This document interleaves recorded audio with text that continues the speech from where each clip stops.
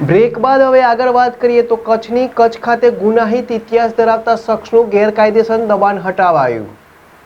પશ્ચિમ કચ્છ પોલીસે ભુજના સરગુ ગામે ફોરેસ્ટ જમીન પર લિયાકત અલી નોડે દ્વારા કરાયેલ 15,000 ચોરસ મીટરનું ગેરકાયદેસર દબાણ હટાવ્યું, જેની કિંમત અંદાજે 10 લાખ છે। પશ્ચિમ કચ્છ પોલીસે ખાવડા પોલીસ સ્ટેશન હેઠળના સરગુ ગામે ફોરેસ્ટ વિભાગની જમીન પર ગેરકાયદેસર દબાણ કરનાર ગુનાહિત ઇતિહાસ ધરાવતા શખ્સ સામે કડક કાર્યવાહી કરી છે।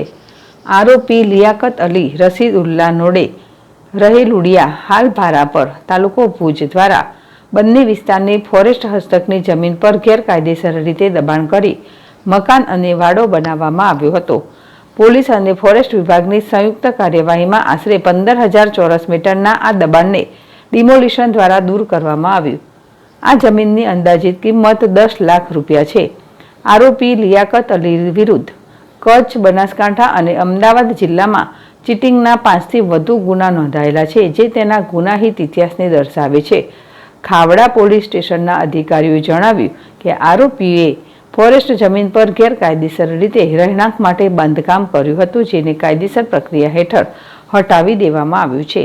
આરોપી સામે વધુ કાયદેસર કાર્યવાહી હાથ ધરવામાં આવી રહી છે।